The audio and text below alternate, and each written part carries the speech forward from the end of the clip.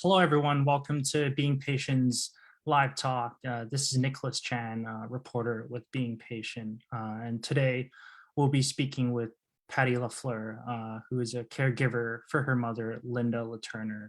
And Linda was diagnosed with dementia at the age of 66 in 2015. So Patti, thank you so much for joining us to speak about your experience so far. Thanks for having me. Yeah, so Patti, I want to ask you, tell us a little bit about your mother, Linda, and growing up, what was she like as a mother? So my mom is wonderful. My mom is one of those people that was always made to be a mom. She was loving and kind and supportive. I mean, wonderful. I was actually adopted. So she adopted both me and my sister because she was unable to have kids. And I just truly feel like we were meant to be. Like it was somehow, some way it was meant to be that she was my mom.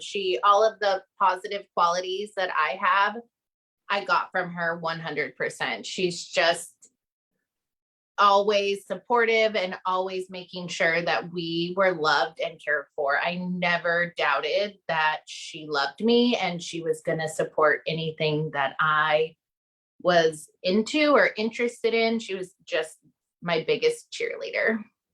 Right. And I'm sure so many of the qualities of your mom that you just described, her love and her care, so much of those qualities that you have to use now as a caregiver for your mother now, right?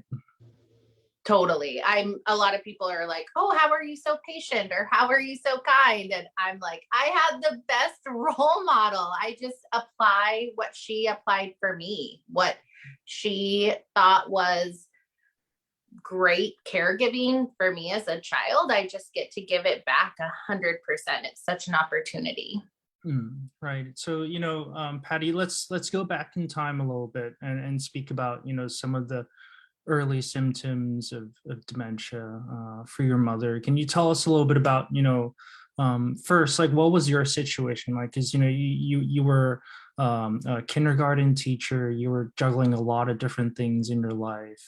Yeah, run us through a little bit about, those circumstances. Yeah. So at the time of her diagnosis, I was teaching kindergarten full time. I was also going to the University of Washington to get my master's in instructional leadership. And I was in the middle of starting to plan my wedding. My husband and I or at the time, my boyfriend and I had just gotten engaged. And so I was starting wedding planning process. So I had a lot of things going on. And we discovered that my mom had dementia because she's also a type 1 diabetic and she was really struggling with being able to manage her blood sugar. She had always done a beautiful job in caring for that. And she was missing insulin doses, or she was struggling counting carbs. So we noticed that initially. And then there were other things that kind of started to pop up. She was withdrawing from social situations. She was experiencing more sadness or isolation, feeling like she wasn't able to engage or be involved in conversations in the same way. And she also had always paid all the bills. She was a stay-at-home mom. She ran the household beautifully, and she started to miss paying bills. And so we were getting late notices. So things that were not typical behaviors for my mom were just kind of popping up.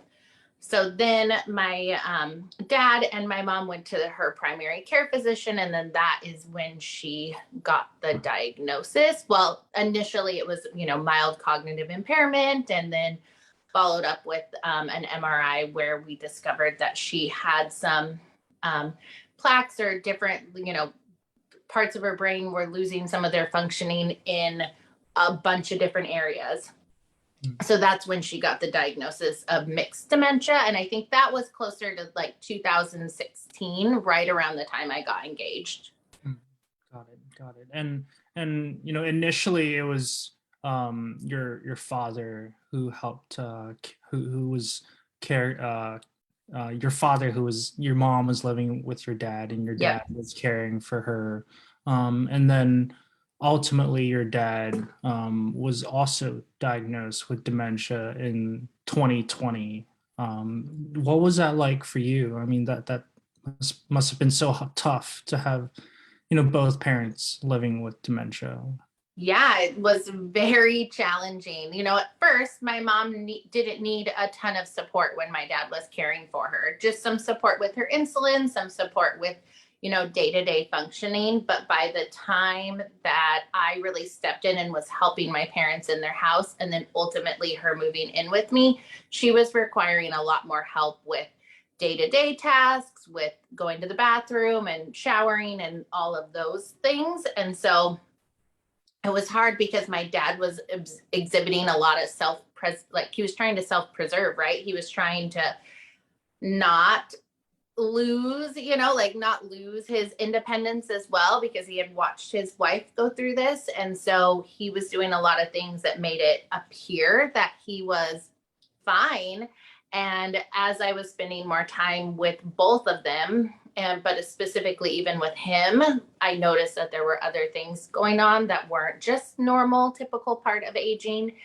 And so, yeah, I mean, it is hard. My dad, before he passed last year, he was still very much in the early stages. So he was living in an assisted living facility, but he was independent in a lot of ways.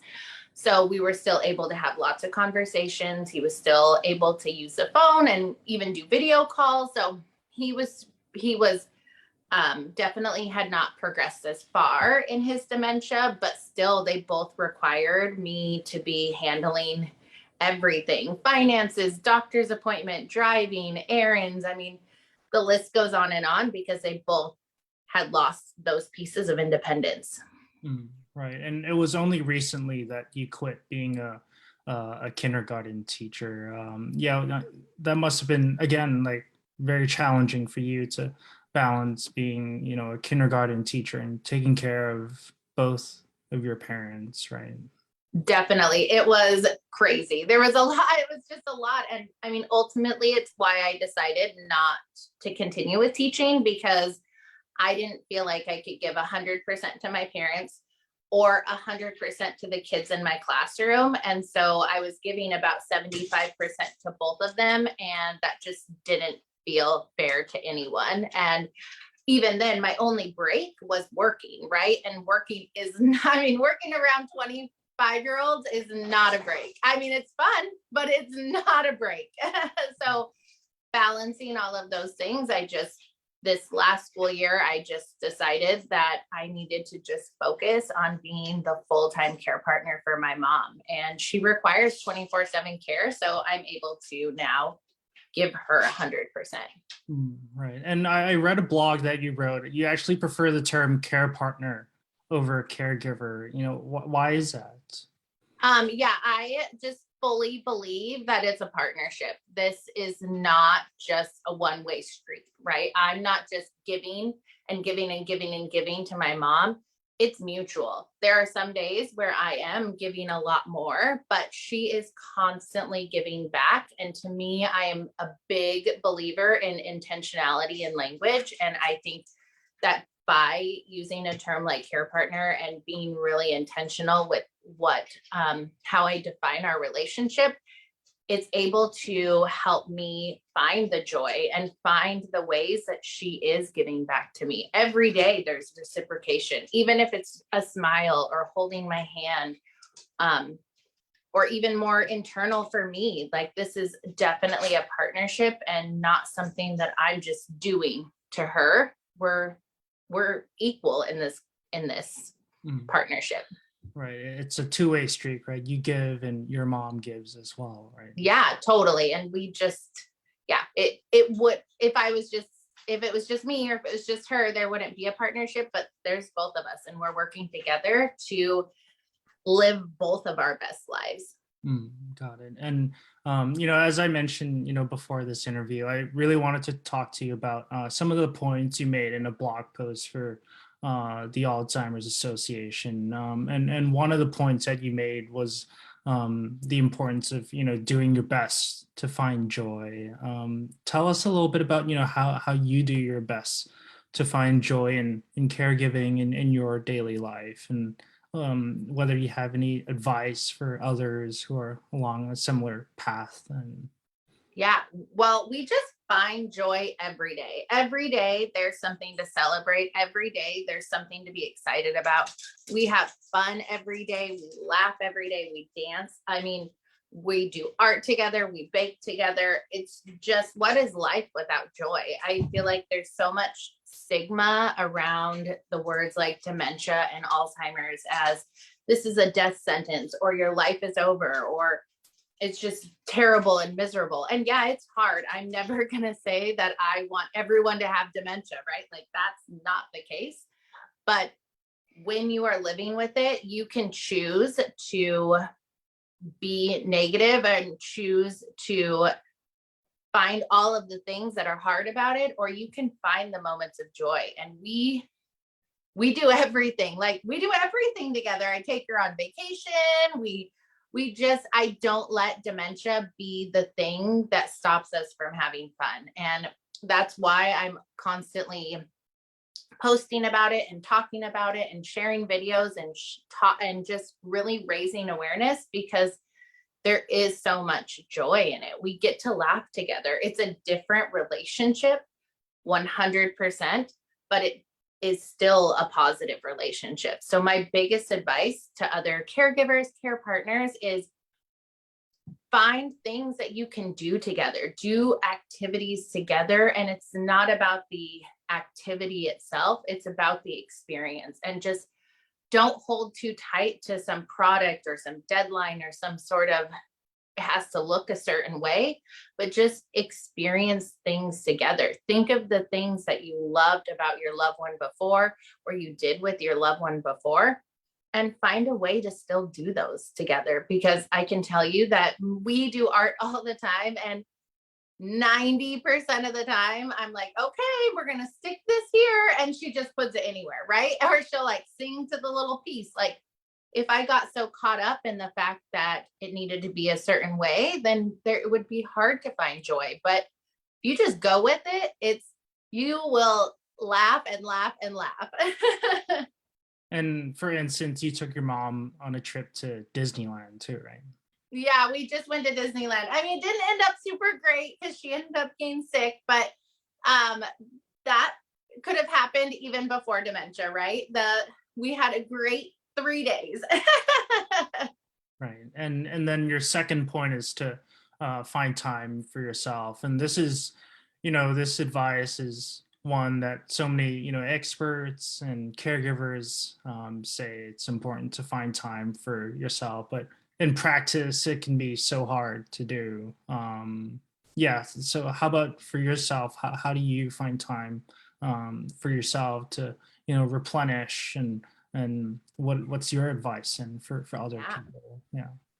I think that also in using the term partner, the care partner, it helps me to remember that I am also a partner. I am also part of this care partnership. It's not just my mom, it's me too. And so I just remember that I can't show up as my best self for her if I'm not showing up, if I don't feel my best. So it's, for me, one of the biggest things is like working out or making time for exercise. So I take a look at our schedule and I think, like, what is a time of day when she can keep sleeping or she can doing that? So making some small shifts in your day or in your schedule to make time for yourself. I'm just a very scheduled person. And so we follow a routine every day. So that way, in that routine, I build in time for myself. She also, she goes to bed at the same time. So then when she goes to bed, I have an hour to myself. I can drink a glass of wine, or I can do a journal, or I can watch a TV show, or I can walk on the treadmill, or I can call a friend. Like, I just make sure that there are times throughout the day that are just for me. I give so much of my day to her, which is fine, but I I also need to make sure I make time for me. And another thing that I do that I've started doing recently, like about 6 months ago, is I found a facility in the area that's a memory care facility. And probably once a month or once every couple months, she goes there for a weekend, and it just gives me time. It gives me the whole weekend. We did have caregivers coming into the home, and they were wonderful, but I found when they were coming into the home, then I was like, either had to be out of the home so that I'd have a break, or I was in the home and then I'm talking to them. So it's not really a break. I mean, it's wonderful, but it wasn't helpful for me. So she goes away for a weekend. She gets a break from me. I get a break. And I just really prioritize those weekends to spend time with my friends, spend time with my husband. If I want to go and do something that I don't necessarily want mom to go with me, like, that's when I go and do those things. I make myself as important as a partner in this partnership as she is. Right. And, one former caregiver told me that, on the topic of self-care for caregivers, that it can be something as simple as, after a tough day of, looking after your loved one. It could be something as simple as, taking a moment for yourself and taking a deep breath. And Totally. that can be a form of self-care too, right? Something as Yeah. simple. And knowing when to walk away, right? Like, there comes a time when you just need to walk away and take a break, and that is okay and human. I'm not like this 1,000% of the day, right? I mean, I try to approach her from a positive approach always, because I just think, how do I want people to talk to me? That's how I just talk to people, though, because I'm like, how would I want someone to talk to me? But also recognizing that sometimes it's hard, and it's me really hard, like taking a shower, and I need to just step away for a minute and have some me time.